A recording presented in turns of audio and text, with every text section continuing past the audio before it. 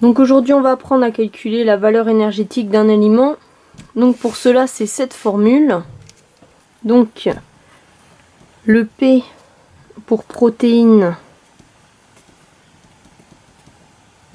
qu'on multiplie par 17 kJ parce que c'est une protéine correspond à 17 kJ. Ensuite glucides fois 17, donc c'est pareil, les glucides ils font aussi 17 kJ. Et que j'ajoute aux lipides, donc L pour lipides, que je multiplie par 38 kJ. Donc vous voyez, les lipides c'est le constituant qui est le plus énergétique par rapport aux protéines, aux glucides.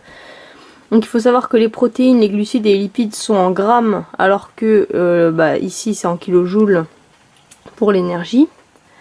Donc c'est comme ça qu'on calcule la valeur énergétique, et le résultat qu'on obtiendra à l'issue de cette formule, il sera en kilojoules. Donc maintenant on va faire quelques exemples pour que vous sachiez en calculer avec n'importe quelle situation. Donc je vais garder la formule sous les yeux juste ici.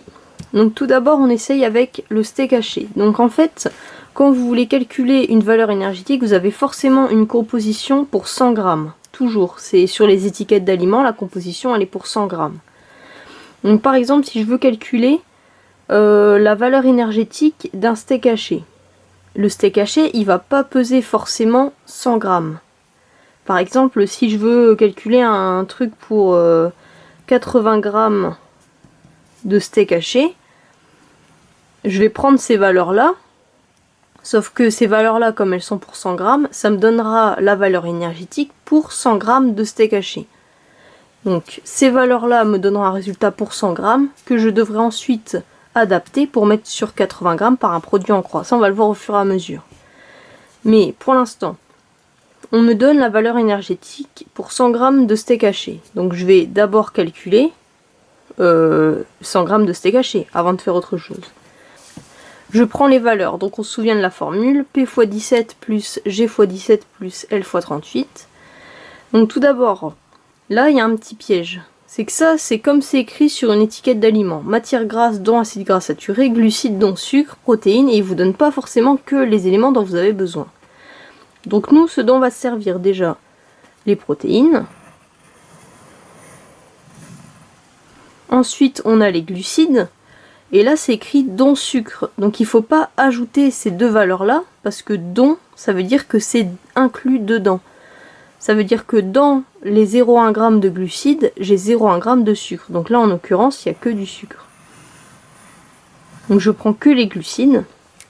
Pareil pour matière grasse dont acides gras saturés. En fait, matière grasse dans mes 5 grammes, j'ai 2,3 g d'acides gras qui sont saturés. Donc en fait, les 2,3 g, c'est dans les 5 grammes. Donc il ne faut pas que je les ajoute. Donc là, je prends que mes matières grasses. Parce que, en fait, le don acides gras saturés, c'est juste une indication. Du coup là j'ai mes trois valeurs qui vont me servir. Donc on fait la formule. Donc P fois 17, donc ici P c'est les protéines, donc c'est 21,1. Donc c'est bien en grammes, c'est bon. Fois 17 qui sera en kilojoules. Plus là je prends mes glucides, donc glucides j'ai 0,1 g. Fois 17. Plus mes lipides. Et là j'ai 5 grammes fois 38.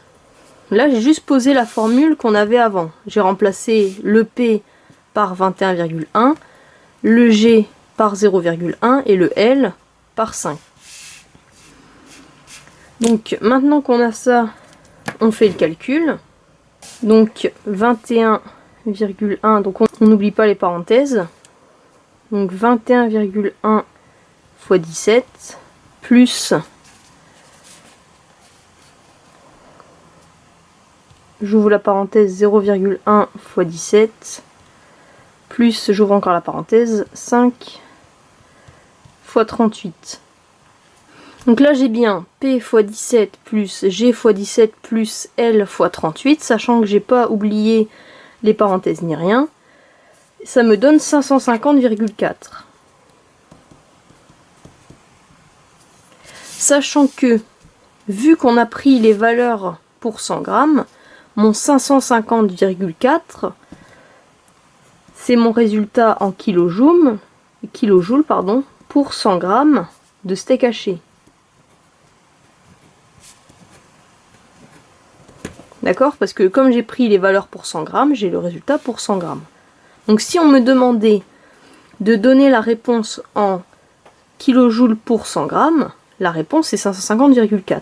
Maintenant, si on me demande pour 80 g de steak haché, je reprends ma valeur et en fait je dois faire un produit en croix. Donc je sais que pour 100 g,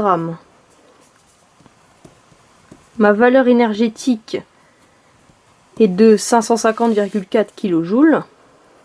Donc pour 80 g, je vais obtenir quoi? Et là c'est un calcul extrêmement savant qu'on appelle un produit en croix. Donc ça va nous donner 550,4 fois 80 divisé par 100.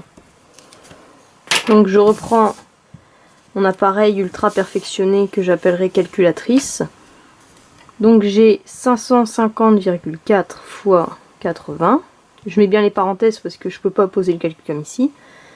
Que je divise par 100 et ça me donne 440,32. Pour être sûr que vous n'avez pas fait de conneries, vous pouvez regarder 80 g de steak haché par rapport à 100, c'est moins, mais pas trop. Donc là, on obtient 440 pour 80 g, or que j'avais 550 pour 100 g. C'est cohérent, c'est un petit peu moins. Donc, c'est forcément bon. Donc pour 80 g de steak haché. Donc si je reprends mon calcul étape par étape, j'avais ma formule. Dans mes propositions de constituants d'aliments, j'ai pris ce dont j'avais besoin, donc lipides, glucides, protéines, que j'ai remplacé dans ma formule. Comme j'ai utilisé les valeurs pour 100 g, j'ai eu un résultat pour 100 g de steak haché. On me demandait pour 80 g, donc ensuite j'ai fait un produit en croix pour obtenir la réponse pour 80 g de steak haché. Jusque là, tout va bien. Maintenant, on va faire un deuxième exemple, parce que plus on répète, mieux c'est. Donc là, cette fois, c'est de la farine de blé. Donc par exemple, c'est toujours pareil. Sur mon étiquette d'aliment, on me donne toujours les valeurs pour 100 g. Tout le temps, c'est tout le temps. Donc pour 100 g de farine de blé, j'ai autant de matières grasses, de glucides, de fibres, tout ce que tu veux. Donc là, par exemple, si on me demande pour 100 g de farine de blé, je vais prendre ces valeurs-là. J'obtiendrai ma réponse comme pour le steak haché en kilojoules pour 100 g de farine de blé. Maintenant, si on me demande, admettons, pour 250 g, il va falloir que je refasse un produit en croix après. Donc là, on commence. Je sais que ma formule, c'est P fois 17 plus G fois 17 plus L fois 38. Et je vais devoir remplacer les valeurs. Mais quelles valeurs? Parce que là, j'en ai beaucoup. Donc ici, j'ai les matières grasses, dont acide gras saturé. Comme on l'a dit tout à l'heure, acide gras saturé, ça veut dire que dans mon 1 g de matière grasse, j'en ai 0,3 g qui sont des acides gras saturés. Ça veut dire que c'est inclus dedans, donc je ne dois pas ajouter les valeurs. Donc moi, je vais me servir que de ça. Parce que ça, c'est juste une indication. Ensuite, glucides 71 g, dont sucre 0,9 g. Donc c'est pareil, ça veut dire que dans mes 71 g de glucides, j'en ai 0,9 qui sont des sucres. Mais il ne faut pas les ajouter. C'est une indication, ça veut dire que j'ai 0,9 g de sucre dans tous mes glucides. Je vais me servir des glucides. Ensuite, les fibres, P, G et L, c'est protéines, glucides, lipides. Donc les fibres, je ne m'en sers pas. Et ensuite, les protéines, ça, je m'en sers. Donc une fois que j'ai choisi quelle valeur j'allais utiliser, je remplace dans ma formule. Donc P fois 17, donc là les protéines, j'en ai 8,8 g. Donc fois 17. Donc là c'est toujours bien en grammes, donc j'ai pas à faire de conversion ou quoi, j'ai pas de milligrammes ou quoi. Ensuite plus G fois 17, donc les glucides j'en ai 71. Et pour finir, plus L fois 38, et les lipides, c'est les matières grasses, j'en ai 1 g. Donc 1 fois 38, je pourrais aussi écrire simplement 38. Ensuite, donc je calcule ça. Donc je reprends ma calculette.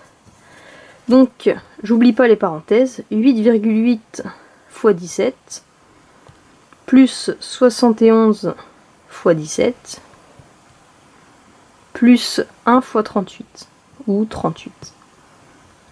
Et j'obtiens 1394,6. Donc ça, 1394,6, c'est en kilojoules pour 100 grammes de farine de blé. D'accord? Donc là, on a toujours le résultat pour 100 grammes puisque j'ai pris les valeurs pour 100 grammes. Maintenant, si on me demandait de calculer pour 250 grammes de farine, je devrais refaire un produit en croix. C'est-à-dire, je sais que pour 100 grammes, ma valeur énergétique, elle est de 394,6. Donc pour 250 grammes, je vais avoir quoi? Donc je refais un produit en croix qui me donne 1394,6 fois 250, donc comme ça, divisé par 100. Et j'obtiens quoi? On va voir. Donc j'oublie pas mes parenthèses. 1394,6 fois 250, je ferme la parenthèse, divisé par 100. Et là j'obtiens 3486,5.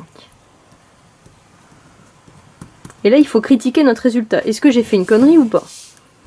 Parce que pour 100 grammes de farine, on avait 1394,6. Si on arrondit, ça fait à peu près 1400. 1394, on est proche de 1400. Donc, si j'ai 1400 pour 100 grammes, je sais que pour 250 grammes, j'aurai plus du double. Le double de 1400, c'est 2800. Est-ce que j'ai bien plus que 2800? Largement. Donc, c'est cohérent. Donc, j'aurai quasiment 3500 kJ pour 250 grammes de farine. Et voilà.